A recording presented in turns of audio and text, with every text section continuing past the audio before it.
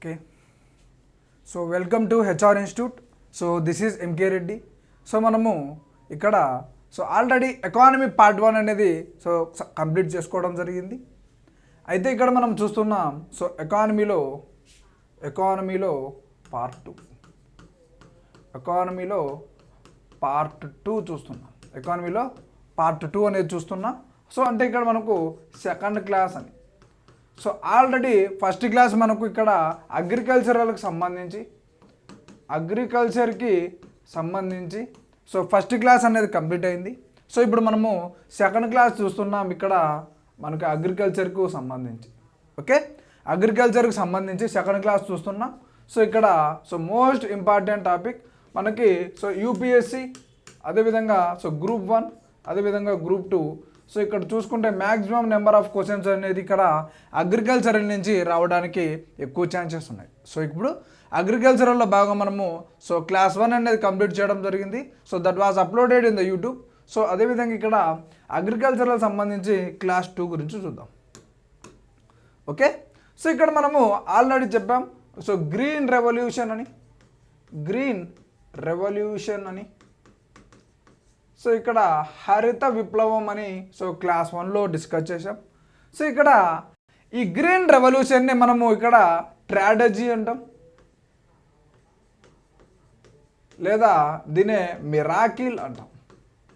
ఇదొక అద్భుతం అని చెప్పాలి. మనకు పాకిస్తాన్కు, అదేవిధంగా మనకు చైనాకు, అదేవిధంగా 1964లో నెహ్రూ గారు మరణించడం జరిగింది. అదేవిధంగా మనకు 1964-65 ఆ టైంలో మనకు ఇక్కడ మనకు డ్రాట్స్, కరువులు అనేవి రావడం జరిగింది.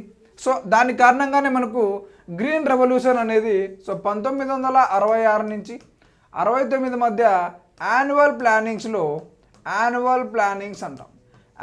ప్లానింగ్స్లో గ్రీన్ రెవల్యూషన్ అనేది మొట్టమొదటిసారిగా మనకు ఇంట్రొడ్యూస్ చేయడం జరిగింది. ఇక్కడ యాన్యువల్ ప్లానింగ్స్ అంటాం. అయితే ఈ గ్రీన్ రెవల్యూషన్ అనేది ఎక్కడ ఇంట్రొడ్యూస్ చేశారు అంటే ఫస్ట్ టైం మనకు ఖరీఫ్ సీజన్లో అని చెప్తాం. ఖరీఫ్ సీజన్లో మొట్టమొదటిసారిగా 1966లో మనకు ఇంట్రొడ్యూస్ చేయడం జరిగింది అని చెప్తాం. దీన్నే మనము ఇక్కడ ట్రాజెడీ లేదా మిరాకిల్, అద్భుతంగా చెప్తాం గ్రీన్ రెవల్యూషన్ని. ఇక్కడ దేనికోసం ఆబ్జెక్టివ్ ఏంటి, గ్రీన్ రెవల్యూషన్ యొక్క ఆబ్జెక్టివ్ ఏంటి, దీని యొక్క ముఖ్య ఉద్దేశం ఏంటి అంటే ఇక్కడ increase production of food grains అని చెప్తాం. ఆహార ధాన్యాల యొక్క ఉత్పత్తిని పెంచడమే మనకి ఇక్కడ గ్రీన్ రెవల్యూషన్ యొక్క ముఖ్య ఉద్దేశంగా చెప్తాం. ఇక్కడ దీన్ని ఏ విధంగా సూచిస్తారనేది మోస్ట్ ఇంపార్టెంట్. ఇక్కడ హై ఈల్డింగ్ వెరైటీస్ అంటాం, HYV అంటాం. అదేవిధంగా ఇక్కడ చూస్తే ఫర్టిలైజర్ అంటాం, ఫర్టిలైజర్. అదేవిధంగా ఇక్కడ చూస్తే టెక్నాలజీ. ఇక్కడ మీరు గ్రూప్ 1, అదేవిధంగా యూపీఎస్సీ ఆన్సర్ రైటింగ్లో కూడా దీన్ని రాయొచ్చు. ఓకే, హై ఈల్డింగ్ వెరైటీస్ అంటే హైబ్రిడ్ సీడ్స్ అని, అదేవిధంగా ఇక్కడ ఫర్టిలైజర్స్ వాడినారని, అదేవిధంగా ఇక్కడ టెక్నాలజీ కూడా వాడడం జరిగిందని ఈ విధంగా గ్రీన్ రెవల్యూషన్ని ఈ విధంగా ఇండికేట్ చేయొచ్చు. హై ఈల్డింగ్ వెరైటీస్, అదేవిధంగా ఫర్టిలైజర్, అదేవిధంగా టెక్నాలజీ, ఈ విధంగా మనం ఇక్కడ ఇండికేట్ చేయొచ్చు సింపుల్గా. ఏం అచీవ్ చేసేదానికి ఫర్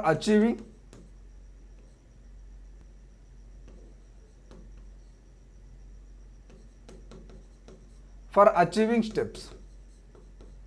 ఇక్కడ గ్రీన్ రెవల్యూషన్ని సాధించడానికి మనకు ఉన్నటువంటి స్టెప్స్ ఏంటి ఎప్పుడు చూద్దాం. ఓకే, ఇక్కడ ఏం ఇంట్రొడ్యూస్ చేశారు, హై ఈల్డింగ్ వెరైటీ సీడ్స్ అంటే హైబ్రిడ్ సీడ్స్ అని అర్థం. హైబ్రిడ్ సీడ్స్ అనేటివి ఉపయోగించారు.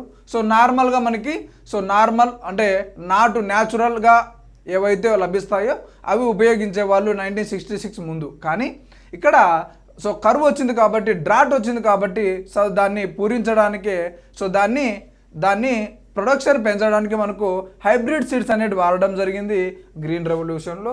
అదేవిధంగా కెమికల్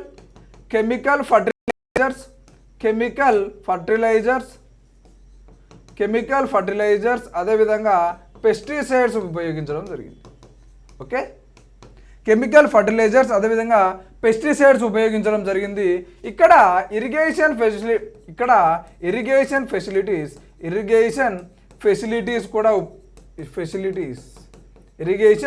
ఫెసిలిటీస్ అంటే నీటి సదుపాయం కూడా మనకు అందించడం జరుగుతుంది గ్రీన్ రెవల్యూషన్లో భాగంగా. అదేవిధంగా ఇక్కడ కెమికల్ హర్బిసైడ్ అదేవిధంగా వీడిసైడ్ అంటాం. ఇక్కడ కలుపు మొక్కలు అంటాం కదా, ఆ కలుపు మొక్కల్ని మనకు వర్క్ ఫోర్స్ ఎక్కువ అవుతుందని చెప్పి వీడిసైడ్ అదేవిధంగా హర్బిసైడ్స్ అంటాం, ఇక్కడ గ్లైసెల్ అంటాం. ఈ విధంగా మనకు గడ్డి తీకోకుండా అంటే కలుపును తీకోకుండా ఇక్కడ కెమికల్ ఫర్టిలైజర్స్ అదేవిధంగా కెమికల్ హర్బిసైడ్స్ అదేవిధంగా వీడిసైడ్స్ ఉపయోగించి మనకు గడ్డిని చంపుతున్నారు. ఆ విధంగా కూడా మనకు అచీవింగ్ స్టెప్స్లోనే గ్రీన్ రెవల్యూషన్లో భాగంగా తీసుకురావడం జరిగింది. అదేవిధంగా ఇక్కడ క్రెడిట్స్ ఇవ్వడం జరిగింది, అంటే రైతులకు అప్పులు ఇవ్వడం జరిగింది, సబ్సిడీస్ కూడా ఇవ్వడం జరిగింది. అదేవిధంగా స్టోరేజ్ కెపాసిటీస్ ఇచ్చారు. అదేవిధంగా మార్కెటింగ్ కూడా చేసుకునేదానికి అవకాశం కల్పించారు. ఇక్కడ మీరు గ్రూప్ 1 అదేవిధంగా యూపీఎస్సీ ఆన్సర్ రైటింగ్ రాసేటప్పుడు what are the achievements of green revolution అంటే ఈ విధంగా రాయొచ్చు. ఓకే, అదేవిధంగా మోస్ట్ ఇంపార్టెంట్ ఏంటంటే మెకనైజేషన్. ఇక్కడ వర్క్ ఫోర్స్ తగ్గించి ఇక్కడ టెక్నాలజీ ద్వారా మిషన్స్ అనేది కనుగొనడం జరిగింది. ఆ మిషన్స్ ద్వారా మనకు వర్క్ ఫోర్స్ తగ్గి ఈ టెక్నాలజీ ద్వారానే ఇక్కడ ఇంప్రూవ్మెంట్ కూడా రావడం జరిగింది. ఈ విధంగా మనము హై ఈల్డింగ్ వెరైటీస్ అదేవిధంగా ఫర్టిలైజర్స్ అంటాం, అదేవిధంగా టెక్నాలజీ. ఈ విధంగా గ్రీన్ రెవల్యూషన్ని ఈ పాయింట్ రాస్తే మీకు అద్భుతంగా ఉంటుంది మెయిన్స్లో. ఓకే, గ్రీన్ రెవల్యూషన్ గురించి అడిగితే ఇక్కడ ఈ విధంగా రాయాలి. అచీవింగ్ స్టెప్స్ ఏంటంటే high yielding variety seed hybrid seeds ఉపయోగించారు. అదేవిధంగా chemical fertilisers and pesticides, irrigation facilities, అదేవిధంగా chemical herbicides and weedicide. Credits, subsidies and storage and marketing facilities కల్పించారు. అదేవిధంగా మెకనైజేషన్ అంటే ట్రాక్టర్స్, ఈ విధంగా మనకు ట్రాన్స్పోర్ట్కి ఈజీగా మనకు తీసుకోవడం జరిగింది ఈ గ్రీన్ రెవల్యూషన్లో భాగంగా. ఇక్కడ మనకు ఖరీఫ్ సీజన్లో ఇంట్రొడ్యూస్ చేయడం జరిగింది మనకి ఇక్కడ green revolution in the annual periods of during PM of Indira Gandhi. From 1966 to 1969 in the annual అంటే వార్షిక ప్రణాళికలలో మాత్రమే మనకు ఈ గ్రీన్ రెవల్యూషన్ అనేది ఇంట్రొడ్యూస్ చేయడం జరిగింది. థర్డ్ ఇయర్ ప్లాన్ కాదు, third year financial year plan అంటారు కానీ కాదు. ఇక్కడ 1966 యాన్యువల్ ప్లానింగ్స్లో మాత్రమే ఇంట్రొడ్యూస్ చేయడం జరిగింది, వార్షిక ప్రణాళికలలో మాత్రమే ఇంట్రొడ్యూస్ చేయడం జరిగిందిగా చెప్తాం. ఇక్కడ థర్డ్ 5 ఇయర్ ప్లాన్లో ఉపయోగించలేదు, ఇది కేవలం యాన్యువల్ ఫైనాన్షియల్ ప్లానింగ్లో మాత్రమే మనకి ఇక్కడ ఉపయోగించడం జరిగింది. మోస్ట్ ఇంపార్టెంట్ ఏరియా డిస్కస్ చేస్తున్నాం. ఇక్కడ గ్రీన్ రెవల్యూషన్ దేనికోసం తీసుకొచ్చారు అంటే మీరు ఆన్సర్ చేయాలి. ఇక్కడ ఆహార ధాన్యాల ఉత్పత్తిని పెంచడం, ఏ విధంగా పెంచాలి? హైబ్రిడ్ సీడ్స్ ఉపయోగించాలి. అదేవిధంగా ఫర్టిలైజర్ అంటే కెమికల్ ఫర్టిలైజర్స్ అదేవిధంగా పెస్టిసైడ్స్ ఉపయోగించాలి. అదేవిధంగా టెక్నాలజీ అంటే మెకనైజేషన్ ఏ విధంగా ఉపయోగించి గ్రీన్ రెవల్యూషన్ ద్వారా ప్రొడక్షన్ అనేది ఏ విధంగా పెంచాలి అని చెప్పి గ్రీన్ రెవల్యూషన్ తీసుకొచ్చారు. ఎందుకంటే 1964-65లో తీవ్రమైన కరువులు రావడం వల్ల, అదే టైంలో యుద్ధాలు జరగడం వల్ల మనీ అంతా ఎక్కువ స్పెండ్ చేసి మనీ అంతా అయిపోయింది. అదే టైంలో మనకి డ్రాట్స్ అనేవి రావడం వల్ల, కరువులు రావడం వల్ల ప్రొడక్షన్ లేదు. కాబట్టి ఈ ప్రొడక్షన్ని మనము మెక్సికోలో స్టార్ట్ అయినటువంటి గ్రీన్ రెవల్యూషన్ని నార్మన్ బోర్లాగ్ ద్వారా ఇన్స్పిరేషన్ అయ్యి భారతదేశంలో Indian father of green revolution అంటే ఎంఎస్ స్వామినాథన్ అని చెప్తాం. ఓకే, ఈ విధంగా మనకు ఇన్స్పైర్ అయ్యి గ్రీన్ రెవల్యూషన్ని 1966లో ఇంట్రొడ్యూస్ చేయడం జరిగింది with the help of hybrid seeds, అదేవిధంగా ఫర్టిలైజర్స్, అదేవిధంగా టెక్నాలజీ. ఓకే, ఈ విధంగా డిస్కస్ చేస్తున్నాం. ఇక్కడ ఇంకా మనం బాగా గమనిస్తే ఇక్కడ ఏ పంటల మీద మనకు ఎక్కువగా ఫోకస్ చేశారు అనేది మోస్ట్ ఇంపార్టెంట్. ఇక్కడ అతి ముఖ్యమైన పంటలను ప్రీడామినెంట్ క్రాప్స్ లేదా మెయిన్ క్రాప్స్ అంటారు. మెయిన్ క్రాప్స్ లేదా ప్రీడామినెంట్ క్రాప్స్ అంటారు. ఓకే, ఈ ప్రీడామినెంట్ క్రాప్స్ లేదా మెయిన్ క్రాప్స్లో మనకు ఏవేవి పంటలు వస్తాయి ఇప్పుడు చూద్దాం. ఓకే, ఒకటి సో ఫస్ట్ది మెయిన్గా మనకు వీట్ మీద సో ఎక్కువగా ప్రీడామినెంట్ క్రాప్స్ అంటే అతి ముఖ్యమైన పంటలు, ప్రధాన పంటలుగా చెప్తాం, వాటిని మెయిన్ క్రాప్స్ అంటాం. సో ఇక్కడ రైస్ సో లేదా పాడి అంటాం. సో థర్డ్ క్రాప్ జోవార్ జొన్నలు అంటాం. సో ఫోర్త్ క్రాప్ మనకి ఏంటంటే ఇక్కడ బాజ్రా. సో ఫిఫ్త్ క్రాప్ ఏదంటే సో మైజ్. సో ఈ విధంగా మనకు ప్రీడామినెంట్ క్రాప్స్ మీద గ్రీన్ రెవల్యూషన్ అనేది ఎఫెక్ట్ ఎక్కువగా ఉంది అని చెప్తాం.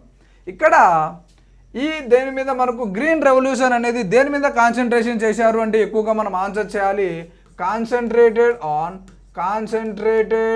ఆన్ ఫుడ్ గ్రెయిన్స్గా చెప్తాం. ఫుడ్ గ్రెయిన్స్ ఆహార ధాన్యాల మీద ఎక్కువగా కాన్సన్ట్రేషన్ చేసింది, but not non food grains. ఆహార ధాన్యాలు ఏవైతే కావో సో వాటి మీద ఎక్కువగా ఫోకస్ చేయలేదు. It is only focusing on food grains. ఆహార ధాన్యాల మీదనే మనకు ఎక్కువగా ఫోకస్ చేయడం జరిగింది మనకు గ్రీన్ రెవల్యూషన్లో. మెయిన్లీ కాన్సన్ట్రేటెడ్ ఆన్ ఎక్కడ మనకు ఎక్కువగా కాన్సన్ట్రేషన్ చేయడం జరిగిందంటే సో మనకి ఇక్కడ వీట్ అండి. సో గోధుమల మీద మనకు ఎక్కువగా కాన్సన్ట్రేషన్ చేయడం జరిగింది. అదేవిధంగా ఇక్కడ మోస్ట్లీ ఎక్కడంటే మనకి ఇక్కడ చెప్పాం కదా, సో మనకు మెక్సికోలో స్టార్ట్ అయింది. సో మనకు గ్రీన్ రెవల్యూషన్ అనేది మెక్సికోలో స్టార్ట్ అవ్వడం జరిగింది. గ్రీన్ రెవల్యూషన్లో కూడా ఇండియాలో జరిగినటువంటి గ్రీన్ రెవల్యూషన్లో కూడా ఎక్కువగా ఏ పంట మీద కాన్సన్ట్రేషన్ చేశారు అంటే వీట్ మీద చేశారు, గోధుమల మీద అని చెప్తాం. ఓకే, ఈ గ్రీన్ రెవల్యూషన్ అనేది ఎక్కడ ఇంట్రొడ్యూస్ చేశారు అంటే మోస్ట్ ఇంపార్టెంట్, ఈ గ్రీన్ రెవల్యూషన్ అనేది మనకు ఎక్కువగా ఎక్కడ ఇంట్రొడ్యూస్ చేశారు అంటే సో నార్దరన్ అంటాం కదా, నార్త్ మోస్ట్లో ఇక్కడ పంజాబ్లో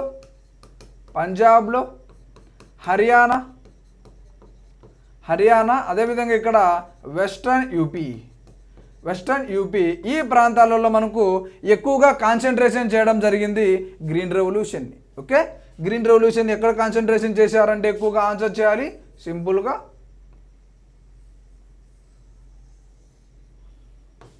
ఎక్కడ కాన్సన్ట్రేషన్ చేశారు. సో ఇక్కడ Punjab, so Haryana and western UP ఈ ప్రాంతాలలో మాత్రమే మనకు గ్రీన్ రెవల్యూషన్ అనేది ఎక్కువగా ఫోకస్ చేయడం జరిగింది. ఓకే, ఈ ప్రాంతాలలో మాత్రమే ఎక్కువగా మనకు ఫోకస్ చేయడం జరిగింది గ్రీన్ రెవల్యూషన్ అనేది, బాగా గమనించాలి. ఓకే, ఇక్కడ Punjab Haryana and western UP ఈ ప్రాంతాలలో మాత్రమే మనకి ఎక్కువగా సో ఫోకస్ చేయడం జరిగింది. ఓకే, దీని గురించి క్లారిటీగా చూద్దాం. సో అయితే ఎవరు సపోర్ట్తో చేశారు ఆల్రెడీ చెప్పాం కదా, ఎవరు సపోర్ట్తో చేశారు ఫోర్డ్ ఫౌండేషన్తో ఇక్కడ గ్రీన్ రెవల్యూషన్ని ఎవరు సపోర్ట్తో చేశారు అంటే ఫోర్డ్ ఫౌండేషన్ అని ఆన్సర్ చేయాలి. అదేవిధంగా వీటిలో ఉన్నటువంటి వెరైటీస్ ఏంటి, what are the varieties in wheat. గోధుమలో మనకు కొత్త వంగడాలు అంటాం కదా, కొత్త వంగడాలు ఏంటంటే ఇక్కడ మనం ఆన్సర్ చేయాలి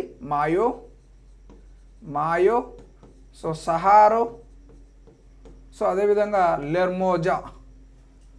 లెర్మరోజా.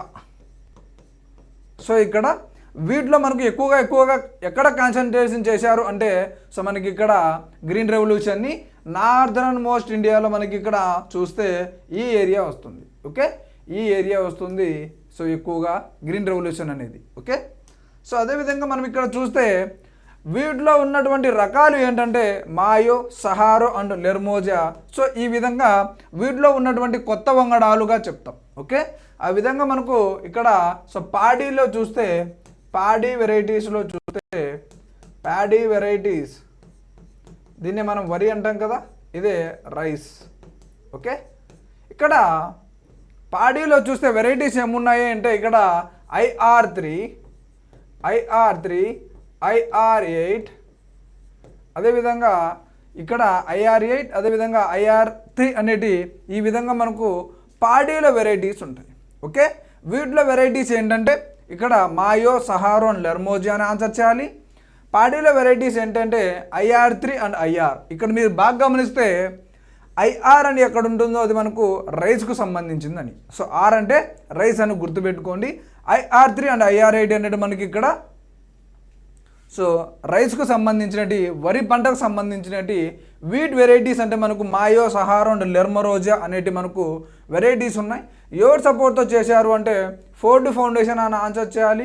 గ్రీన్ రెవల్యూషన్ ఎక్కువగా ఎక్కడ ఇంట్రొడ్యూస్ చేశారు అంటే నార్దర్న్ ఇండియాలో, ఎక్కడ అంటే Punjab, Haryana and western UT. ఇక్కడ మొట్టమొదటిసారిగా గ్రీన్ రెవల్యూషన్ అనేది ఎక్కడ స్టార్ట్ అయిందంటే మీరు ఆన్సర్ చేయాలి సో మెక్సికో అని ఆల్రెడీ ప్రీవియస్ క్లాస్లో డిస్కస్ చేయడం జరిగింది. అదేవిధంగా ఎక్కువగా ఎక్కడ కాన్సన్ట్రేషన్ చేశారు అంటే మనకు ఆన్సర్ చేయాలి ఫుడ్ గ్రెయిన్స్ అని. ఓకే, ఫుడ్ గ్రెయిన్స్ అని ఆన్సర్ చేయాలి. So but not non food grains అని చెప్తాం.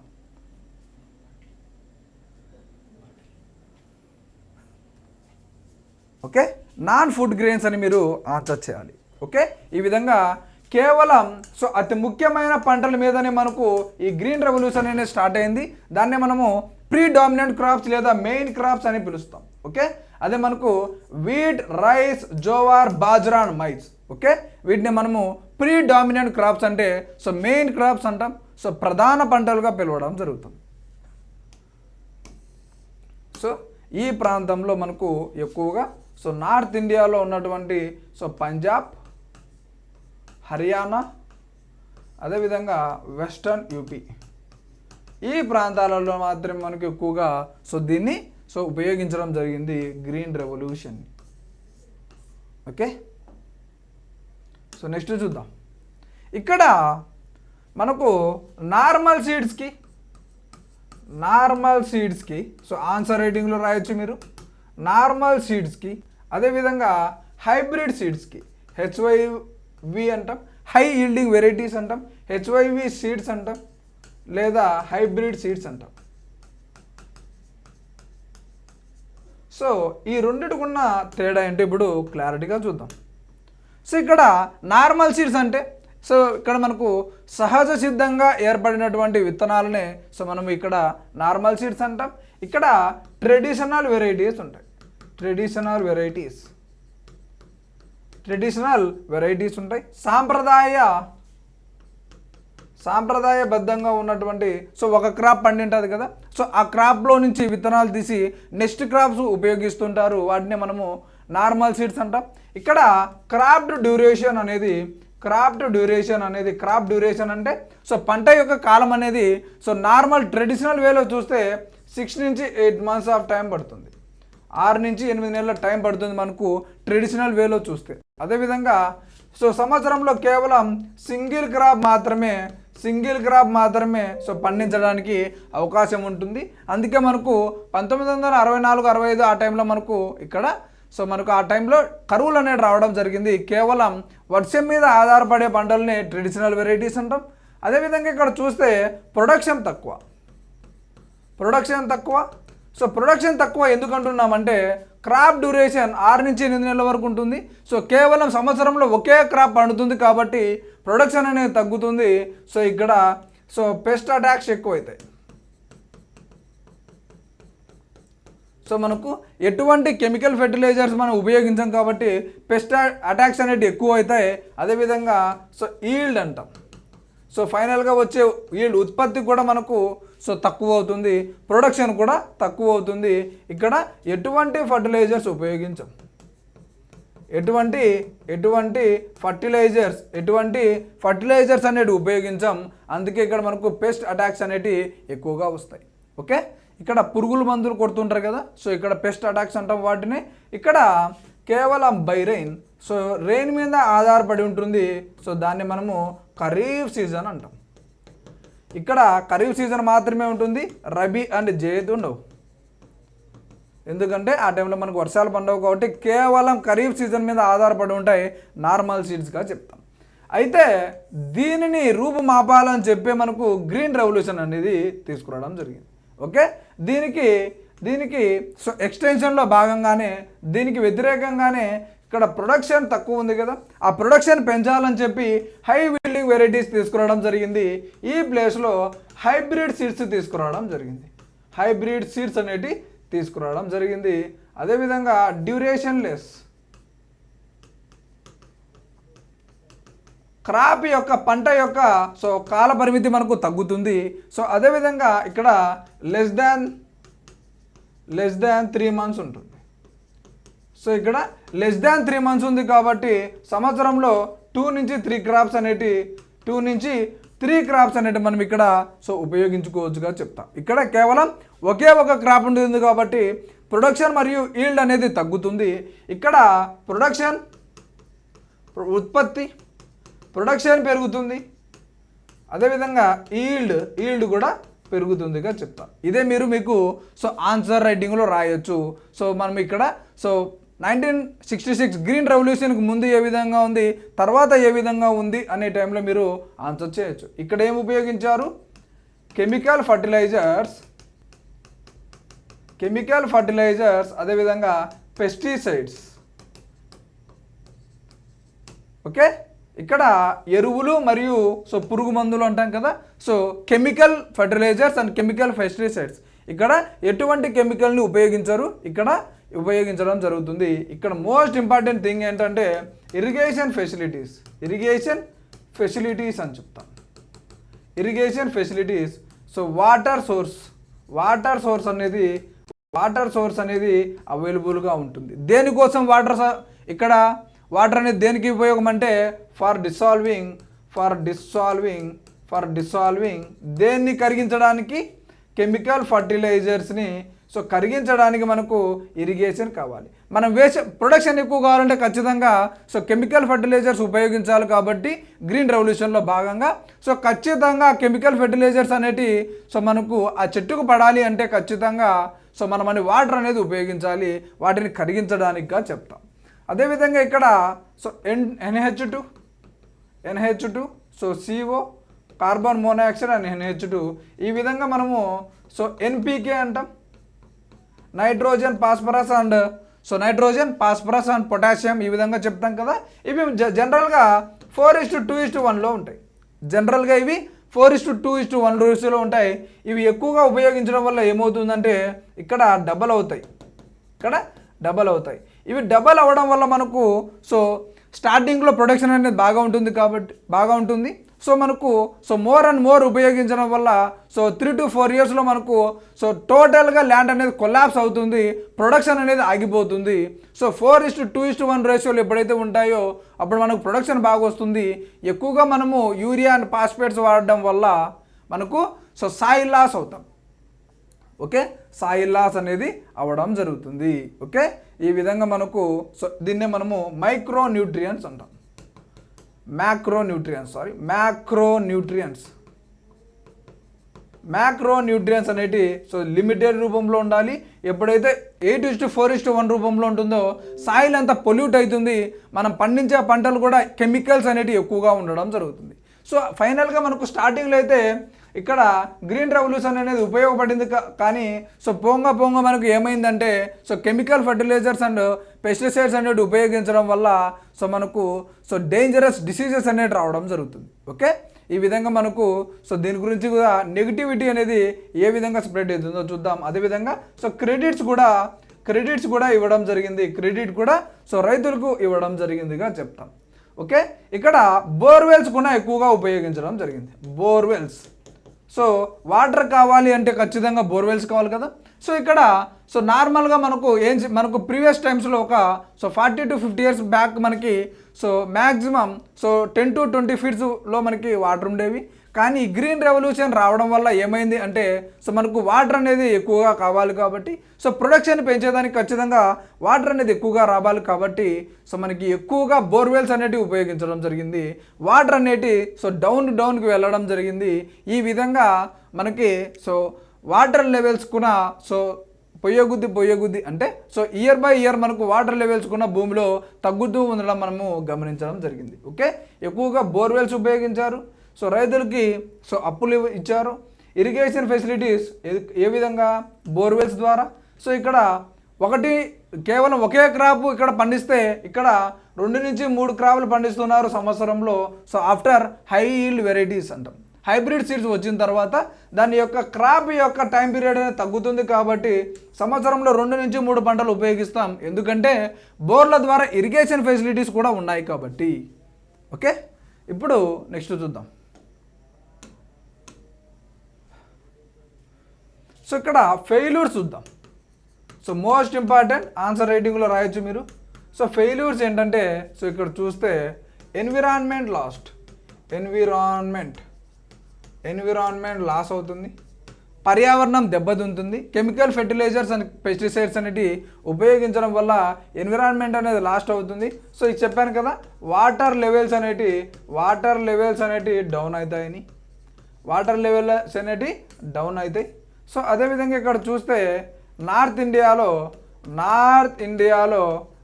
ఇండియాలో మెకనైజేషన్ అనేది సో మనకు ఎక్కువైంది. So soil last. సో ఇక్కడ మట్టి అనేది చాలా వరకు దెబ్బతినింది. సో ఎందుకంటే ఇక్కడ మోర్ ఫర్టిలైజర్స్ అనేటివి ఉపయోగించారు కాబట్టి ఇక్కడ 4:2:1 ఎన్పికే ఉంటాయి కదా, ఇది 8:4:2గా మారినప్పుడు సో మనకి ఎక్కువగా డేంజర్గా మారుతుంది. సాయిల్ అనేది దాని స్థిరత్వాన్ని కోల్పోతుంది. ఈ విధంగా బోర్వెల్స్ అనేటి ఎక్కువగా ఉపయోగించారు. సో పంజాబ్ అండ్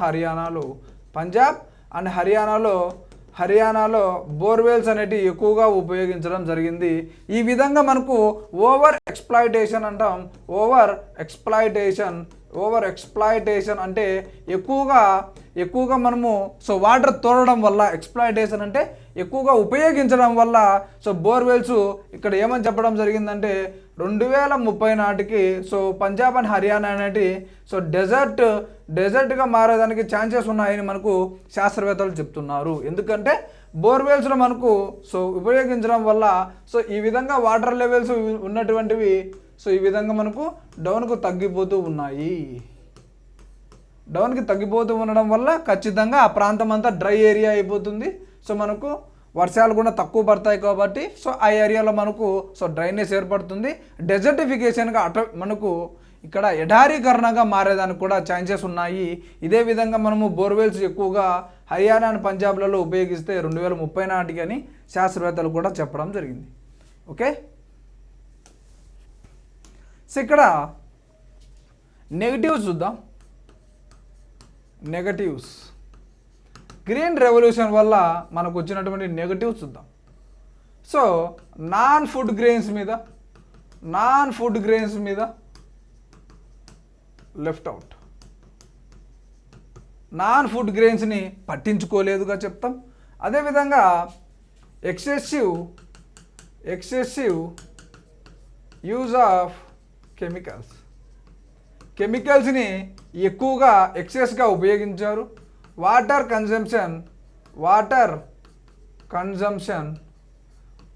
కన్జంప్షన్ ఎక్కువగా ఉంది. ఆల్రెడీ చెప్పాను కదా ఏ విధంగా ఎక్కువగా ఉందని. సో ఈ విధంగా మనకు వాటర్ లెవెల్స్ ఉంటే ఈ విధంగా ఇక్కడ వరకు ఉంటే సో గుడ్గా ఉంటే, ఇక్కడ వరకు ఉంటే మనకి వాటర్ లెవెల్స్ అనేటివి వరస్ట్గా చెప్తాం. సో ఈ విధంగా మనకు హర్యానా అండ్ పంజాబ్లో బోర్వెల్స్ అనేటివి వేయడం వల్ల సో 2030 నాటికి కంప్లీట్గా డ్రై అయ్యే అవకాశం ఉందని సో చెప్తున్నారు. అదేవిధంగా సో మెకనైజేషన్ పెరగడం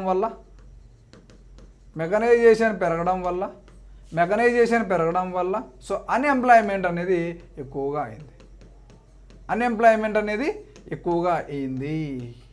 నిరుద్యోగులు ఎక్కువగా అయ్యారు ఎప్పుడైతే సో మెషిన్స్ అనేటివి రావడం జరిగిందో. ఇక్కడ ఆల్రెడీ చెప్పాం సాయిల్ అనేది లాస్ట్ అయిందని. సో ఇక్కడ కెమికల్ ఫర్టిలైజర్స్ అండ్ పెస్టిసైడ్స్ ఉపయోగించడం వల్ల సో క్యాన్సర్స్ కూడా రావడానికి ఎక్కువగా ఛాన్సెస్ ఉన్నాయి. అదేవిధంగా ఇక్కడ కేవలం 40% ఏరియానే కవర్ చేయడం జరిగింది, ఓన్లీ 40% ఏరియానే కవర్ చేయడం జరిగింది. సో రిమైనింగ్ నాట్ మిగతా ప్రాంతాన్ని కవర్ చేయలేదు మనకు ఈ విధంగా. సో గ్రీన్ రెవల్యూషన్లో అదేవిధంగా ఇది మనకు ఈస్టర్న్ పార్ట్లో నాట్ ఇంట్రడ్యూస్డ్, ఈస్టర్న్ పార్ట్లో అసలు మనకి ఇది ఇంట్రడ్యూస్ చేయలేదు గ్రీన్ రెవల్యూషన్ అనేది కేవలం మనకు సో ఇక్కడ సౌత్ ఇండియాలో కొన్ని ప్లేస్లలో, అదేవిధంగా ఇక్కడ నార్త్ ఇండియాలో మనకు ఉపయోగించారు. కానీ సో మనకు ఈస్టర్న్ ఇండియాలో ఎటువంటిది కూడా మనకు గ్రీన్ రెవల్యూషన్ అనేది ఉపయోగించలేదు. కేవలం సౌత్ ఇండియాలో కొన్ని ప్లేసెస్, నార్త్ ఇండియాలో మాత్రమే మనకు గ్రీన్ రెవల్యూషన్ అనేది మనకు సో ఇక్కడ సో యూజ్ చేయడం జరిగింది. అంటే సో మనకు నార్త్ ఇండియా అండ్ సౌత్ ఇండియాలో మాత్రమే సో మనకు గ్రీన్ రెవల్యూషన్ని ప్రవేశపెట్టారు, ఎగ్జెప్ట్ ఈస్టర్న్ ఇండియాగా చెప్తాం. అది ఒక సో అదేవిధంగా ఎన్విరాన్మెంటల్ డ్యామేజ్, ఎన్విరాన్మెంటల్ పర్యావరణ నష్టంగా చెప్తాం. ఇవన్నీ మనము గ్రీన్ రెవల్యూషన్లో నష్టంగా చెప్తాం. ప్రొడక్టివిటీ అయితే వచ్చింది, కానీ సో దాని యొక్క ప్రభావం అనేది లాంగ్ టర్మ్లో పడింది. షార్ట్ టర్మ్లో ప్రొడక్షన్ అనేది వచ్చింది, కానీ సో లాంగ్ టర్మ్లో మనకు దాని మీద ఈ విధంగా ప్రభావాలు పడినాయి. సో వాటి వల్ల సో రకరకాల డిసీజెస్ రావడం జరిగింది, సాయిల్ లాస్ రావడం జరిగింది. సో వాటర్ యొక్క గ్రౌండ్ లెవెల్ వాటర్ అనేది తగ్గిపోయింది. సో ఓన్లీ ఫుడ్ గ్రెయిన్స్ మీదనే సో మనకు ఇక్కడ ఫోకస్ చేశారు, నాన్ ఫుడ్ గ్రెయిన్స్ మీద ఫోకస్ చేయలేదుగా చెప్తాం. సో ఇక్కడ సాయిల్ లాస్ట్ అయింది, ముఖ్యంగా మెకనైజేషన్ వల్ల, సో టెక్నాలజీ ఉపయోగించడం వల్ల ఎక్కువగా మనకు అన్ఎంప్లాయ్మెంట్ కూడా పెరిగిందని చెప్తాం. వాటర్ని ఎక్కువగా ఉపయోగించడం వల్ల సో మనకు గ్రౌండ్ లెవెల్ వాటర్ కూడా తగ్గిపోయింది. ఇవి మనకు నెగిటివ్గా చెప్తాం. సో అయితే గ్రీన్ రెవల్యూషన్ అనేది 1966లో సో మోస్ట్ ఇంపార్టెంట్ థింగ్, ఖచ్చితంగా ఈ ఏరియా నుంచి క్వశ్చన్ వస్తుంది. గ్రీన్ రెవల్యూషన్ అనేది 1966లో యాన్యువల్ ప్లానింగ్స్లో వార్షిక ప్రణాళికలలో ఉపయోగించారు. During Indira Gandhi as a PM. Indira Gandhi గారు పిఎంగా ఉన్నప్పుడు 1966లో యాన్యువల్ ప్లానింగ్స్లో సో మనకు ఉపయోగించడం జరిగింది. ఇక్కడ మనం బాగా గమనిస్తే ఖరీఫ్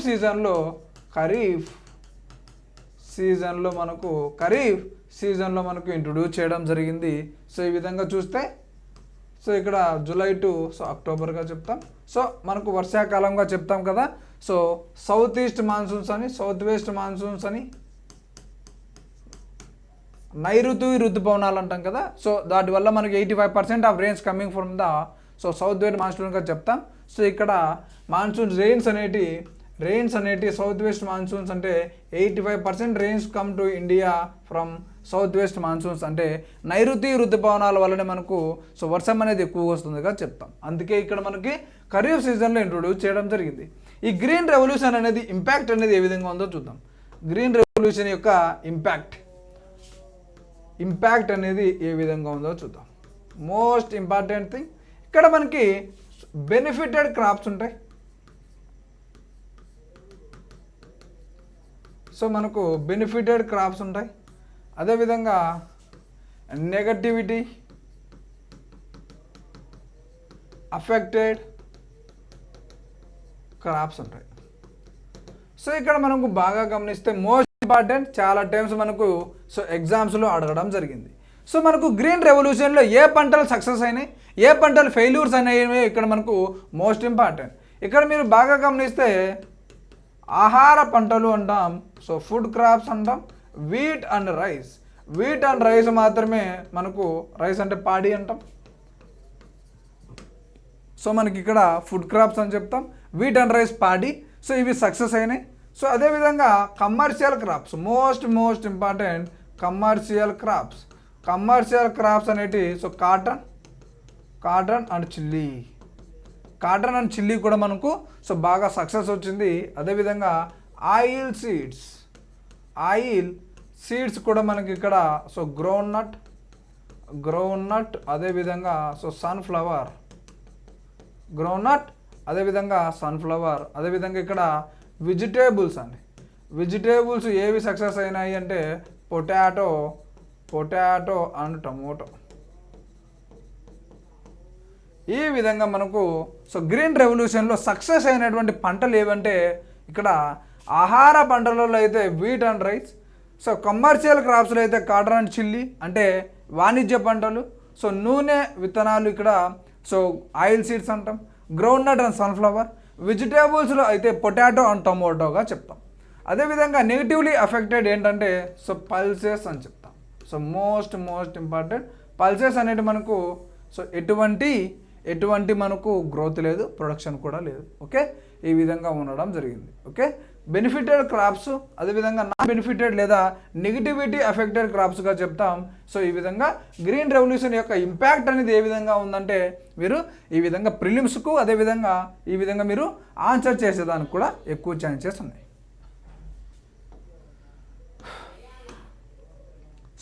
ఆ తర్వాత మనకు గ్రీన్ రెవల్యూషన్ అనేది కంప్లీట్గా చూసాం. అయితే ఇప్పుడు వైట్ రెవల్యూషన్ చూద్దాం. ఓకే, వైట్ రెవల్యూషన్ చూద్దాం. ఇక్కడ వైట్ రెవల్యూషన్ చూస్తున్నాం.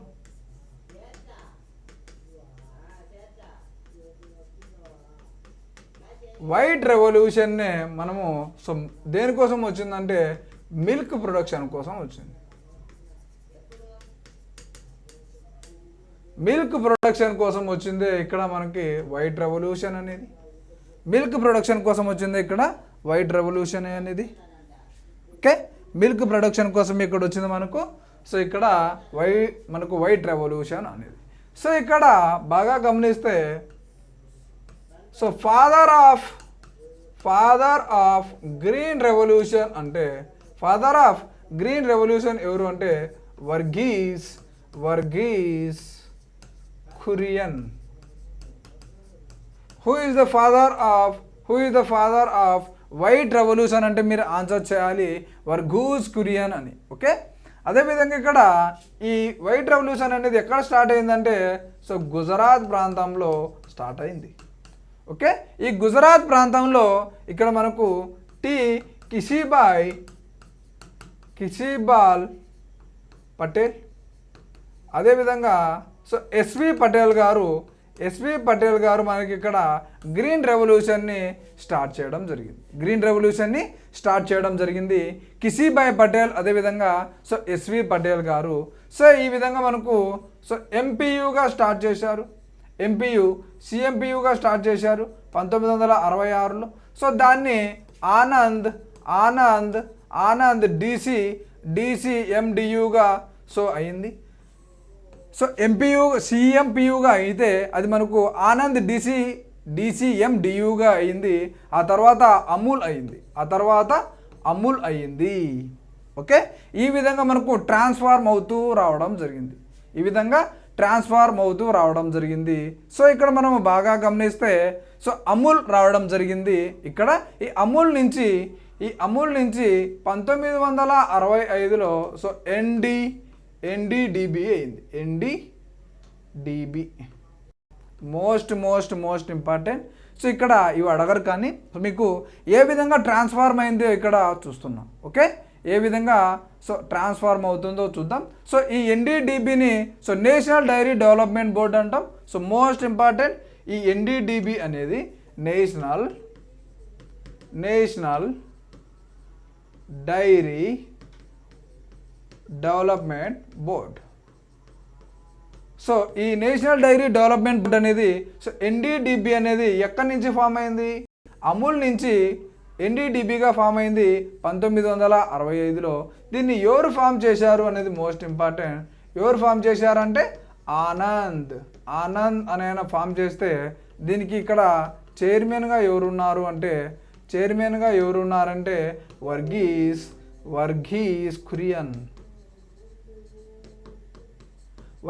కురియన్ గారు ఉన్నారు కాబట్టి he is the father of white revolution అంటాం. ఈ వైట్ రెవల్యూషన్ దేనికోసం తీసుకొచ్చారు? పాల యొక్క ఉత్పత్తిని పెంచడానికే తీసుకురావడం జరిగింది.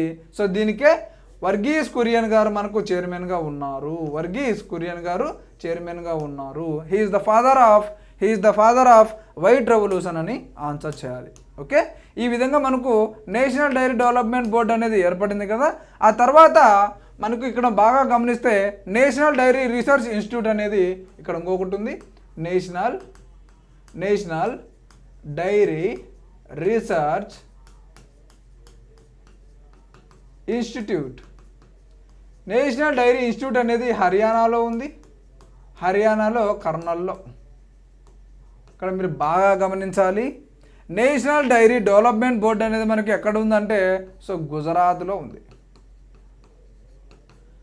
ఓకే, ఇక్కడ మీరు బాగా గమనించాలి, నేషనల్ డైరీ డెవలప్మెంట్ బోర్డు అంటే గుజరాత్లో ఉంది. నేషనల్ ఎన్డిఆర్ఐ అయితే హర్యానాలో ఉంది. సో ఎన్డిడిబి అయితే మనకు గుజరాత్లో ఉంది. నేషనల్ డైరీ రీసెర్చ్ ఇన్స్టిట్యూట్ అయితే హర్యానాలో కర్నూలు ఉంది. ఇక్కడ మీరు బాగా గమనించాలి. ఓకే, ఎన్డిడిబి అయితే గుజరాత్లో ఉంది, ఎన్డిఆర్ఐ అయితే హర్యానా కర్నూలులో ఉందిగా చెప్తాం. సో అదేవిధంగా ఇక్కడ వర్గీస్ కురియన్ గారు అంటే ఎవరు, ఫాదర్ ఆఫ్ వైట్ రెవల్యూషన్గా చెప్తాం. ఈయన కోఆపరేటివ్ సొసైటీస్ని ఎంకరేజ్ చేయడం జరిగింది. కోఆపరేటివ్ సహకార సంఘాలను ఎంకరేజ్ చేయడం జరిగింది. దీన్నే white revolution also called as white revolution లేదా మిల్క్ ప్రొడక్షన్కి సంబంధించినటువంటి ఇంకొక పేరు ఏంటంటే సో ఆపరేషన్ ఫ్లడ్ అని చెప్తాం. Operation flood, most important operation flood అంటాం. ఆపరేషన్ ఫ్లడ్ అంటాం. దీన్ని వైట్ రెవల్యూషన్కి ఇంకొక పేరు ఏది అంటే ఆపరేషన్ ఫ్లడ్ అని ఆన్సర్ చేయాలి. అదేవిధంగా ఇది 1970స్లో మనకు 1970స్లో వైట్ రెవల్యూషన్ అంటే సో మనకు ఆపరేషన్ ఫ్లడ్ లేదా వైట్ రెవల్యూషన్ అనేది స్టార్ట్ అయితే కానీ నేషనల్ డైరీ డెవలప్మెంట్ బోర్డ్ అనేది మాత్రం 1905లోనే ఏర్పడిందిగా చెప్తాం. ఓకే, ఈ విధంగా వైట్ రెవల్యూషన్ గురించి చూస్తున్నాం.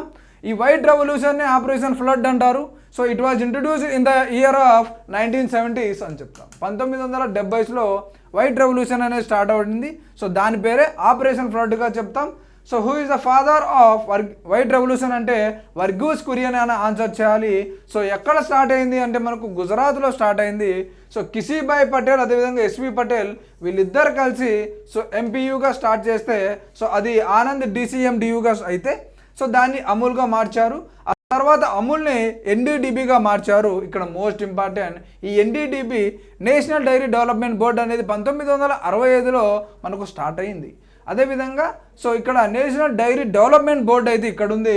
So National Dairy Research Institute అయితే హర్యానా కర్నూలులో ఉందిగా చెప్తాం. ఓకే, దీన్ని ఎన్డీడీబీని ఫామ్ చేసింది ఎవరంటే ఆనంద్. దీనికి ఉన్నటువంటి చైర్మన్ ఎవరంటే వర్గీస్ కురియన్ అని ఆన్సర్ చేయాలి. He is the father of so white రెవల్యూషన్గా చెప్తాం. ఓకే, ఈ విధంగా 1970లో వైట్ రెవల్యూషన్ తీసుకొచ్చారు. కానీ మనకు ఎన్డీడీబీ అనేది 1965లోనే ఏర్పడిందిగా చెప్తాము. This is also called as so Operation Flood. Next చూద్దాం. ఇక్కడ ఇప్పటి వరకు డిస్కస్ చేసుకుంటే ఏంటి, గ్రీన్ రెవల్యూషన్,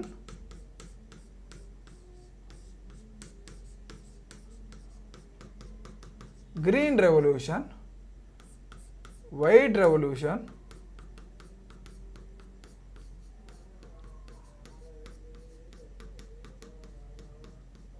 సో నెక్స్ట్ చూడబోయేది ఏంటంటే బ్లూ రెవల్యూషన్.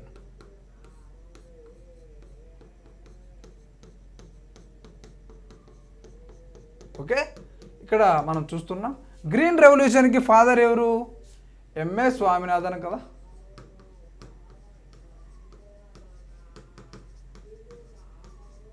సో ఆల్రెడీ చెప్పా. వైట్ రెవల్యూషన్కి ఫాదర్ ఎవరు, Verghese Kurien. Who is the father of white revolution ఎవరంటే వర్గీస్ కురియన్ అని ఆన్సర్ చేయాలి. ఇక్కడ మీరు బాగా గమనించినట్లయితే ఇక్కడ ఈయన బర్త్డే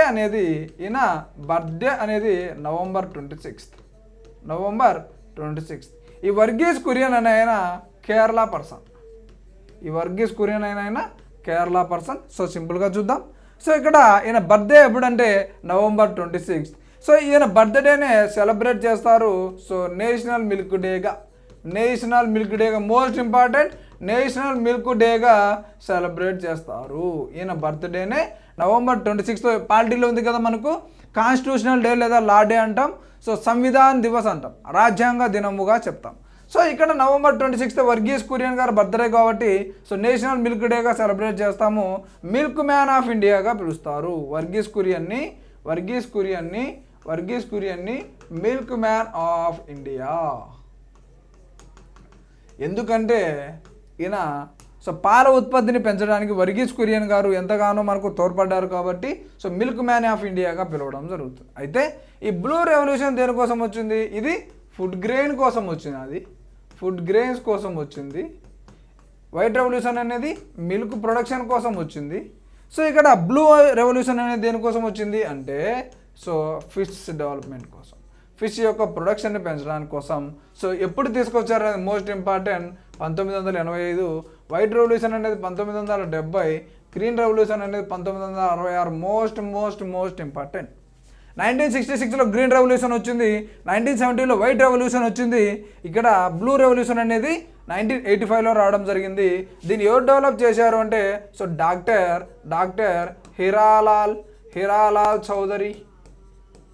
హీరాలాల్ చౌదరి ప్లస్ అదేవిధంగా doctor Arun Krishnan, doctor Halilal Chaudhary, so doctor Arun Krishnan. So ఈ విధంగా వీళ్ళిద్దరు మనకు బ్లూ రెవల్యూషన్కి సో కృషి చేయడం జరిగింది. సో గ్రీన్ రెవల్యూషన్ అనేది 1966లో వచ్చింది. సో 1970లో వైట్ రెవల్యూషన్ వచ్చింది. దీన్ని ఏమంటాము? ఆపరేషన్ ఫ్లడ్ అంటాం. ఆపరేషన్ ఫ్లడ్ అంటాం. దీన్నే మనము మిల్క్ ప్రొడక్షన్ కోసం తీసుకురావడం జరిగింది. బ్లూ అంటే మనం ఆన్సర్ చేయాలి ఫిష్ ప్రొడక్షన్ కోసం. సో ఇక్కడ గ్రీన్ రెవల్యూషన్ అయితే ఫుడ్ గ్రెయిన్స్ ప్రొడక్షన్ కోసం తీసుకురావడం జరిగింది. సో ఇక్కడ MS Swaminathan, Varghese Kurien, so Harilal Chaudhary and Arun Krishnan ఇక్కడ November 26ని సో మిల్క్ నేషనల్ మిల్క్ డేగా సెలబ్రేట్ చేస్తారు. సో ఇక్కడ మిల్క్ మ్యాన్ ఆఫ్ ఇండియాగా వర్గీస్ కురియన్ గారిని పిలవడం జరుగుతుంది. సో ఈ విధంగా సో మనకు ఇంకా కొంచెం సమాచారం ఉంది. సో ఇక్కడ వైట్ రెవల్యూషన్ అనేది ఈ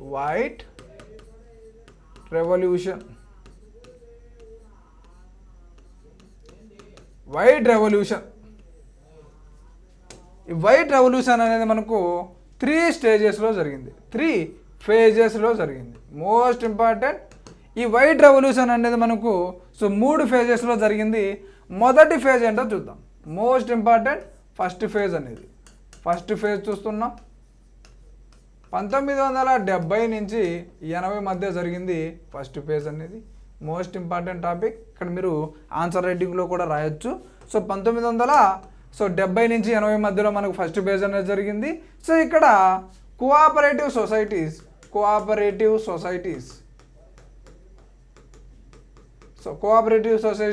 ఎస్టాబ్లిష్ చేయడం జరిగింది.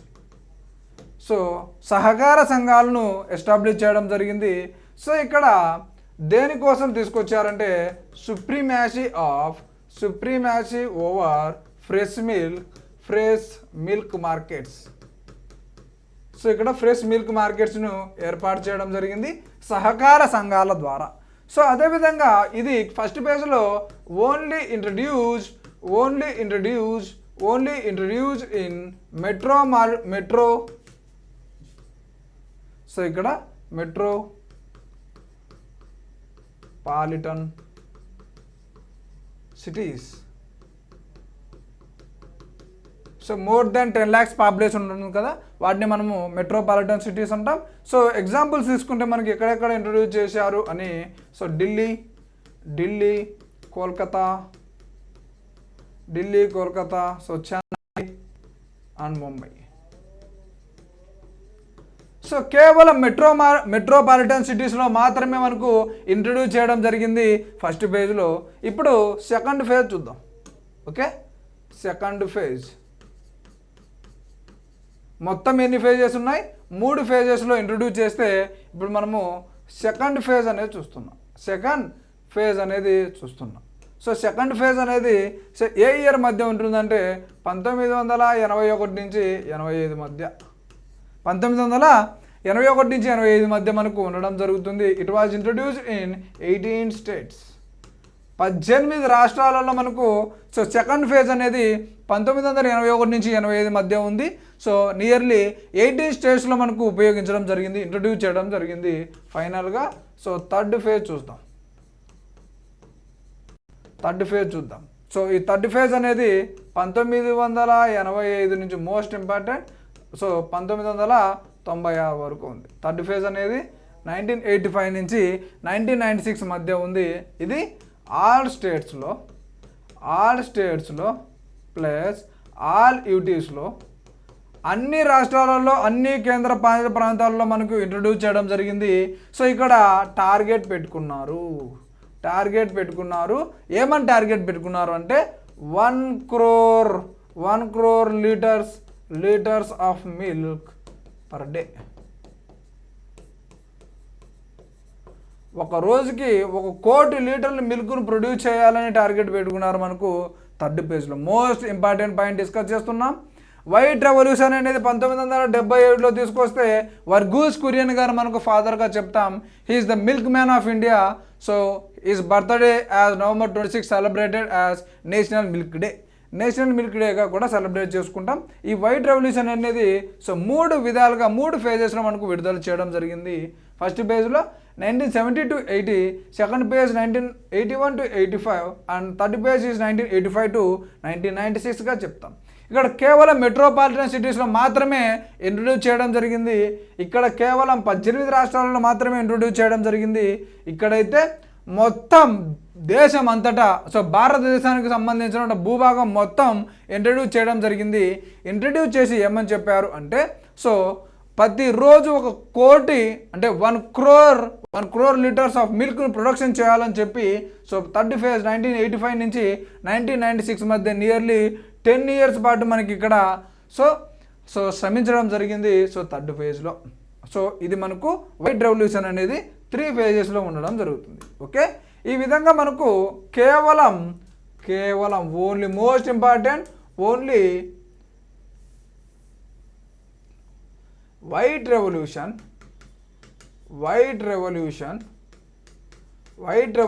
అనేది only introduced in western part of India. Most important western part of India.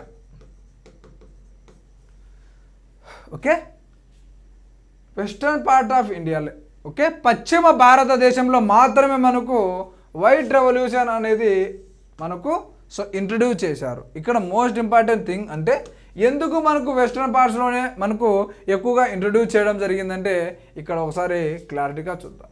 So ఇక్కడ ఇండియా మ్యాప్ తీసుకుంటే సో ఇక్కడ సింపుల్గా చూద్దాం. సో ఇండియా మ్యాప్లో తీసుకుంటే సో ఈ రీజియన్లో మాత్రమే మనకు ఈ వైట్ రెవల్యూషన్ అనేది స్టార్ట్ చేశారు. సో ఎందుకు ఈ రీజియన్లోనే స్టార్ట్ చేశారు అంటే సో ఈ రీజియన్లో మనకు రెయిన్ఫాల్ తక్కువ, వర్షపాతము తక్కువ. సో బాగా గమనించాలి, రెయిన్ఫాల్ తక్కువ. సో తేమ శాతం మాయిశ్చర్ తక్కువ. సో గ్రాసీ ల్యాండ్స్ ఎక్కువ ఉంటాయి లేదా ఫాడర్ ల్యాండ్స్, గ్రాసీ ల్యాండ్స్ లేదా ఫాడర్ ల్యాండ్స్ అనేవి ఎక్కువ ఉంటాయి. సో అందుకే ఫార్మ్ ఆఫ్ అనిమల్ హ్యాస్బెండరీ అంటాం. అందుకే ఇక్కడ అనిమల్స్ని ఎక్కువగా పెంచుతారు చెప్తాం. ఎందుకంటే ఇక్కడ రెయిన్ఫాల్ తక్కువ ఉంది, తేమ శాతం తక్కువ ఉంది కాబట్టి పంటలు పండడానికి అవకాశం లేదు. కాబట్టి అక్కడ గడ్డిని ఎక్కువగా పెంచి అక్కడ అనిమల్స్ని ఎక్కువగా పెంచుతారు. అయితే ఇక్కడ ఎందుకు పెంచరు అంటే ఈ ప్రాంతాలలో రెయిన్ఫాల్ ఎక్కువగా ఉంటుంది. రెయిన్ఫాల్ అనేది ఎక్కువగా ఉంటుంది. టెంపరేచర్ అనేది ఎక్కువగా ఉంటుంది. సో ఇక్కడ మిల్క్ ప్రొడక్షన్కి సో మనకు అడ్వర్స్ రీజియన్స్ ఉంటాయి. అడ్వర్స్ కండిషన్స్ ఉంటాయి. గుడ్ కండిషన్స్ మనకు ఉండవు. ఎందుకంటే రెయిన్ఫాల్ ఎక్కువ ఉంటుంది. సో రెయిన్ఫాల్ ఎక్కువ ఉంటే ఖచ్చితంగా సో క్రాప్స్ మీద ఎక్కువగా డిసైడ్ అయి ఉంటారు. కానీ ఇక్కడ సో క్రాప్స్ అనేటివి సో ఎక్కువ తక్కువగా ఉంటాయి. అందుకే మనకు ఈ వైట్ రెవల్యూషన్ అనేది సో మనకు వెస్ట్రన్ పార్ట్లోనే ఎక్కువగా సో ఇంట్రడ్యూస్ చేయడం జరిగింది. ఎందుకు రీజన్ అంటే ఆ ప్రాంతంలో ఉన్నటువంటి కారణాలు. రెయిన్ఫాల్ తక్కువ ఉంటే పంటలు పండించరు కాబట్టి ఆ ప్రాంతాల్లో మనకు ఖచ్చితంగా సో గడ్డి అనేది ఎక్కువగా ఉంటుంది. దాన్ని మనం ఫాడర్ ల్యాండ్స్ అంటాం, గ్రాసీ ల్యాండ్స్ అంటాం. ఎప్పుడైతే గ్రాసీ ల్యాండ్స్ అనేవి ఎక్కువగా ఉంటాయో సో ఆ ప్రాంతాల్లో మనకు సో పశువులు పెంపకాలు అనేవి ఎక్కువగా ఉంటాయి. సో వాటినే అనిమల్ హస్బెండరీ అంటాం. సో ఈ వెస్ట్రన్ పార్ట్లో మనం చూసుకుంటే ఈ వెస్ట్రన్ పార్ట్లో చూసుకుంటే ఎందుకు ఉపయోగించారు అంటే సో గ్రీన్ రెవల్యూషన్ అయితే ఓన్లీ నార్త్ ఇండియాలోనే. ఇక్కడ వైట్ రెవల్యూషన్ అంటే వెస్ట్రన్ పార్ట్లోనే చూస్తే పంజాబ్ హర్యానా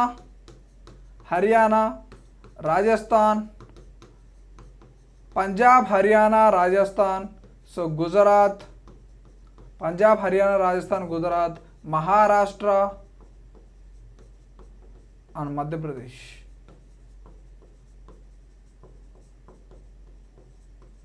సో ఈ ప్రాంతాలలోనే మాత్రమే మనకు ఎక్కువగా వైట్ రెవల్యూషన్ అనేది ఇంట్రడ్యూస్ చేయడం జరిగింది. ఎందుకు ఆ ప్రాంతాలలో వైట్ రెవల్యూషన్ అనేది ఇంట్రడ్యూస్ చేయడం జరిగింది అంటే మీరు ఆన్సర్ రాయొచ్చు.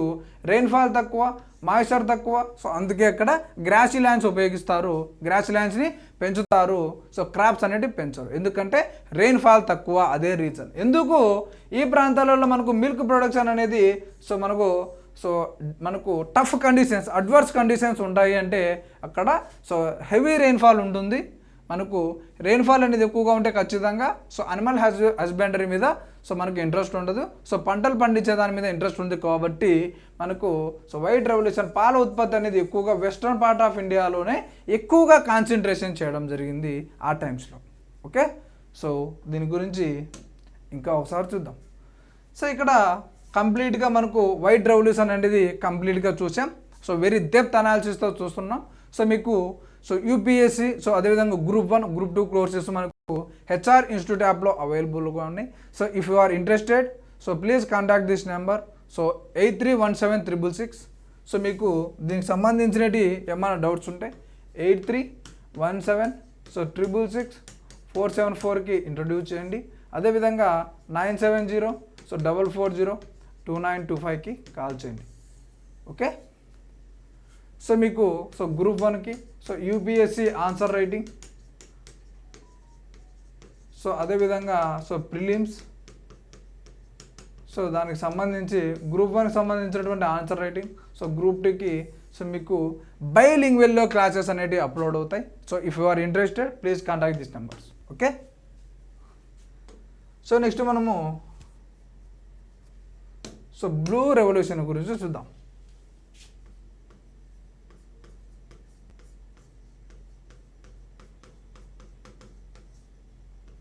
సో బ్లూ రెవల్యూషన్ గురించి చూస్తాం. ఇది 1985లో ఇంట్రడ్యూస్ చేశారని ఆల్రెడీ మీకు చెప్పడం జరిగింది. It was introduce in the year of 1985.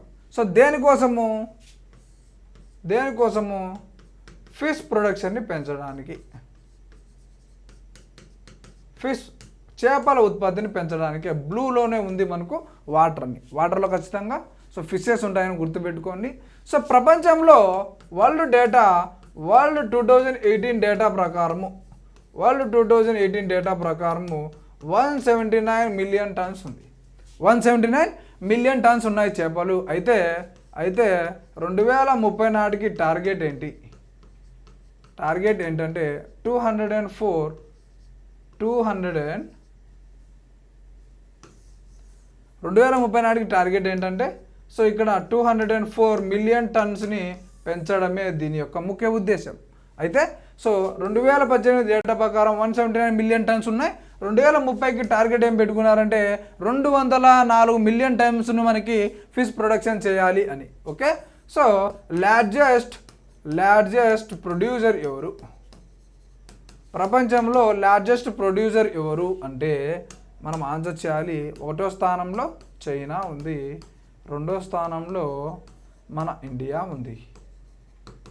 1వ స్థానంలో చైనా ఉంది, nearly 19 million tons. 19 million tons. India అయితే 15 మిలియన్ టన్స్గా ఉంది, నియర్లీ 19 మిలియన్ టన్స్. సో ప్రపంచంలో చేపల ఉత్పత్తిలో మొట్టమొదటి స్థానంలో ఉన్నది ఏంటి అంటే ఆన్సర్ చేయాలి చైనా. సెకండ్ మన భారతదేశమే ఉంది. ఈ విధంగా మనకు బ్లూ రెవల్యూషన్ అనేది 1985లో స్టార్ట్ అయింది. దేనికోసం అంటే సో చేపల యొక్క ఉత్పత్తిని పెంచడానికి. 2018 డేటా ప్రకారం 179 మిలియన్ టన్స్ ఉంది. 2030 నాటికి 204 మిలియన్ టన్స్ను పెంచడానికి అని. సో ప్రపంచంలో ఉత్పత్తిదారులు ఎవరు అంటే చేపల ఉత్పత్తిలో సో చైనా, ఆ తర్వాత ఇండియా. సో ఆ తర్వాత మనం చూసుకుంటే ఈ బ్లూ రెవల్యూషన్ని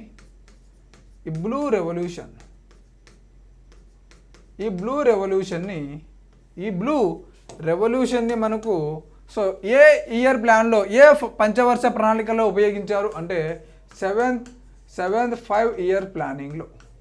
7వ పంచవర్ష ప్రణాళిక అంటే 1985 నుంచి సో 90 మధ్య. 1985 నుంచి 90 మధ్య మనకు సో ఈ బ్లూ రెవల్యూషన్ని సో నీలి విప్లవం అంటాం. సో ఈ బ్లూ రెవల్యూషన్ని 1985 కదా, 1985 అంటే మనకు 7th 5 ఇయర్ ప్లాన్, పంచవర్ష ప్రణాళిక అంటాం. 1985 నుంచి 90 మధ్య మనకు ఇంట్రడ్యూస్ చేయడం జరిగిందిగా చెప్తాం. సో ఇక్కడ దీనికి స్పాన్సర్షిప్, మోస్ట్ ఇంపార్టెంట్ స్పాన్సర్షిప్. ఎవరు దీనికి స్పాన్సర్షిప్ ఇచ్చారంటే FFDA. సో ఈ బ్లూ రెవల్యూషన్ని స్టార్ట్ చేయడానికి సో స్పాన్సర్షిప్గా ఉండింది ఎవరంటే సో ఇక్కడ FFDA అంటే fish farmers development agency. Fish farmers development agency వాళ్ళు మనకు స్పాన్సర్షిప్గా ఉన్నారు. ఇక్కడ so late during. So blue revolution అనేది ఏ 5 ఇయర్ ప్లాన్లో తీసుకొచ్చారంటే ఆన్సర్ చేయాలి 7th 5 ఇయర్ ప్లాన్ అని. అయితే ఆ తర్వాత మనకు 8th 5 ఇయర్ ప్లాన్లో 8వ పంచవర్ష ప్రణాళికలో మనకు ఇంట్రడ్యూస్ చేశారు 1992 నుంచి 97 మధ్య కదా. ఇక్కడ 1992 నుంచి 97 మధ్య. సో ఇక్కడ 1992-97 మధ్య మనకు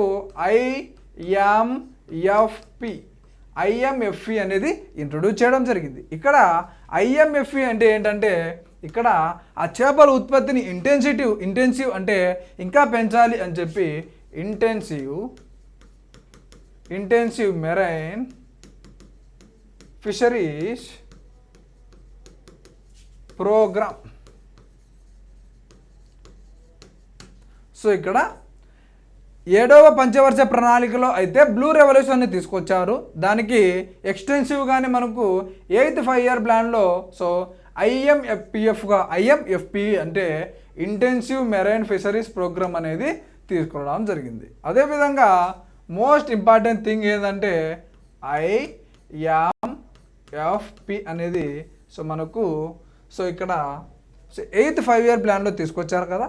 సో దీనికి 2018లో పేరు మార్చారు. మోస్ట్ ఇంపార్టెంట్ 2018లో నేమ్ చేంజ్ చేశారు. నేమ్ చేంజ్ చేయడం జరిగింది. ప్రధానమంత్రి మత్స్య సంపద యోజన. మోస్ట్ ఇంపార్టెంట్ ప్రధానమంత్రి మత్స్య సంపద యోజన. ప్రధానమంత్రి మత్స్య సంపద యోజన అనేది 2018లో తీసుకురావడం జరిగింది. ఓకే, సో ఆ తర్వాత మనకు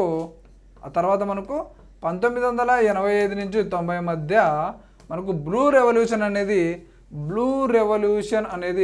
1 అనేది స్టార్ట్ అయితే ఆ తర్వాత మళ్ళీ మనకు 2015 నుంచి 2020 మధ్య సో 2020 మధ్య బ్లూ రెవల్యూషన్ 2 అనేది స్టార్ట్ అయింది. ఓకే, సో ఈ విధంగా మనకు బ్లూ రెవల్యూషన్ అనేది సో 7th 5-year ప్లాన్లో స్టార్ట్ అయితే సో దానికి స్పాన్సర్షిప్ ఎవరంటే FFDA అని ఆన్సర్ చేయాలి. ఫిష్ ఫార్మర్స్ డెవలప్మెంట్ ఏజెన్సీ అని. ఇది 8వ పంచవర్ష ప్రణాళికలో 1992-97 మధ్య సో IMPF అంట, IMFP so intensive marine fisheries programme అనేది తీసుకురావడం జరిగింది. సో IMFPనే 2018లో ప్రధానమంత్రి మత్స్య సంపద యోజనగా పేరు పెట్టారు. అయితే ఇక్కడ మనం బాగా చూసుకుంటే సో 1985 నుంచి 19 మధ్య మనకు సో బ్లూ రెవల్యూషన్ 1 అనేది స్టార్ట్ అయితే 2015 నుంచి 20 మధ్య బ్లూ రెవల్యూషన్ 2 అనేది స్టార్ట్ అయిందిగా చెప్తాం. ఇది ఈ 5 ఏళ్లలో ఈ 5 ఇయర్స్లో 3000 crores అనేది సో మనకు 3000 crores అనేది మనకు సో దీనికి కేటాయించడం జరిగింది. ఎప్పటి నుంచి 2016 అంటే ఇక 2015 అంటే డిసెంబర్లో మనకు సో స్టార్ట్ చేయడం జరిగింది.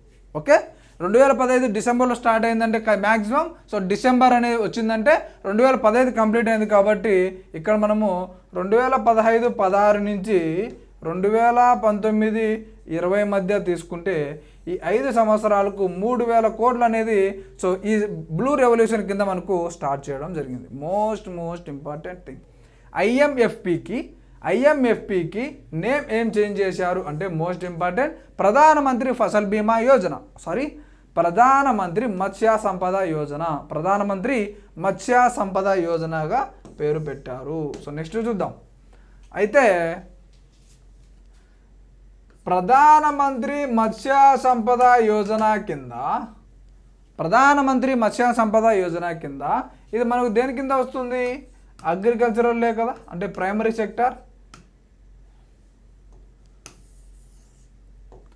ప్రైమరీ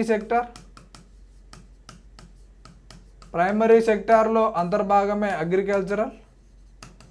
అగ్రికల్చరల్ సెక్టార్లో అంతర్భాగం ఇక్కడ ఫిషరీస్ అని.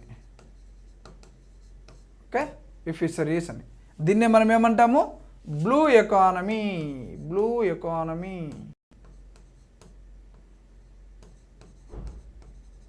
దీన్నే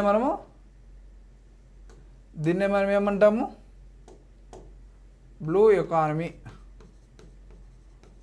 మనకు ప్రైమరీ సెక్టార్లో కొంచెం మెరుగ్గా ఉన్నామంటే కారణము బ్లూ ఎకానమీనే చెప్పచ్చు. చేపల ఉత్పత్తి, సో రొయ్యలు, ఫ్రాన్స్, సో ఈ విధంగా తీసుకోవడం జరుగుతుంది.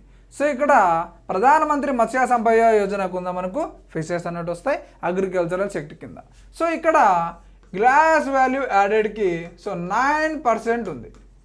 అగ్రి సెక్టార్లో సో 9% ఉంది. సో మనకు ప్రధానమంత్రి మత్స్య సంపద యోజన. సో మీరు గమనించవచ్చు 9% కాంట్రిబ్యూట్ చేస్తుంది మనకు జీడిపిగా చెప్తాం. సో ఇక్కడ దీన్ని ఏమంటామని చెప్పాం? బ్లూ ఎకానమీ అని. సో ప్రొడక్షన్ ఎంత? ప్రొడక్షన్ 22 మిలియన్ మెట్రిక్స్ అంటాం, 22 మిలియన్ మెట్రిక్ టన్స్గా చెప్తాం. సో ప్రధానమంత్రి మత్స్య సంపద యోజన కింద సో 22 మిలియన్ మెట్రిక్ టన్స్ అంటాం. అదేవిధంగా ప్రొడక్టివిటీ అంటే ఒక్కొక్క ఎకరాగా చూస్తాం 5 టన్స్ పర్ హెక్టార్. హెక్టార్ అంటే సో 2.4 acres అని అర్థం నియర్లీ. ఈ విధంగా చూస్తారు. సో ప్రొడక్టివిటీ ఎంత అంటే 5 టన్స్ పర్ హెక్టార్. ఓకే, ఒక హెక్టార్కి సో 5 టన్నులు పండించాలి అని. So per capita availability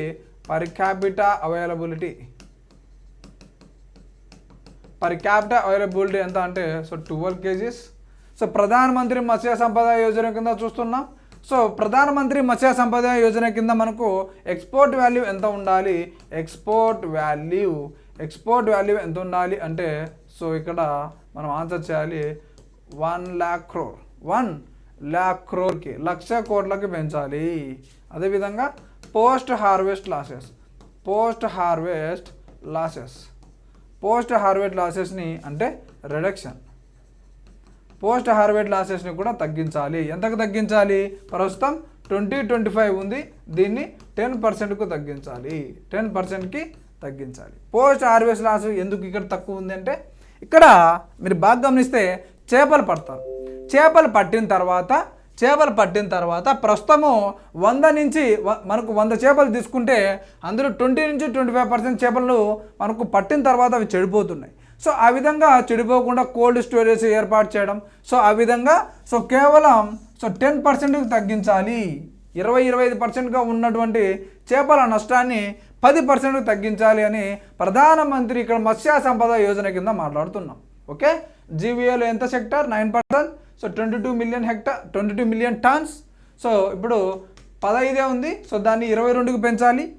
so 5 turns per hectare, ఒక హెక్టార్కి 5 టన్నులను పెంచే విధంగా చూడాలి. సో ఒక్కొక్కటి 12 కేజెస్ ఉండే విధంగా. ఎక్స్పోర్ట్ వాల్యూ 1,00,000 కోట్లకు పెంచాలి. సో పోస్ట్ హార్వెస్ట్ లాసెస్, చేపలు పట్టిన తర్వాత దాని నష్టం అనేది మనకు 20 నుంచి 25% నుంచి 10%కు తగ్గించాలి, 10%కి తగ్గించాలి. సో ఈ విధంగా మనము ఈరోజు గ్రీన్ రెవల్యూషన్ గురించి సో ఇంట్రడక్షన్ కంప్లీట్ అయింది. సో దానివల్ల ఏ క్రాప్స్ అనేటి లాభాన్ని, ఏ క్రాప్స్ వల్ల నష్టం వచ్చింది, సో బెనిఫిట్స్ ఏంటి, లాస్ ఏంటి, అదేవిధంగా నెగటివ్ ఇంపాక్ట్ చూసాం. అదేవిధంగా బ్లూ రెవల్యూషన్ గురించి కంప్లీట్గా చూసాం. సో వైట్ రెవల్యూషన్ నుంచి కూడా కంప్లీట్గా చూసాం. సో మనము నెక్స్ట్ క్లాస్లో మరికొన్ని టాపిక్స్తో చూద్దాం. సో ఈ విధంగా మీకు వెరీ డెప్త్ అనాలిసిస్తో మనము క్లాసెస్ అనేది చేస్తున్నాం. సో యూపీఎస్సీ అదేవిధంగా గ్రూప్ 1 అండ్ గ్రూప్ 2 క్లాసెస్ మనకు ప్రతిరోజు లైవ్ క్లాస్ అనేది కండక్ట్ చేయబోతున్నాం. So if you have any doubt about these courses, so contact this number 8317660474. So అదేవిధంగా 9704402925. సో ఈ విధంగానే మీకు బైలింగ్వల్లో మీకు క్లాసెస్ అనేవి ఉండబోతున్నాయి. So please share, subscribe. So thank you all. So we will see in the next class. So maximum you have to try. So share and subscribe. Okay.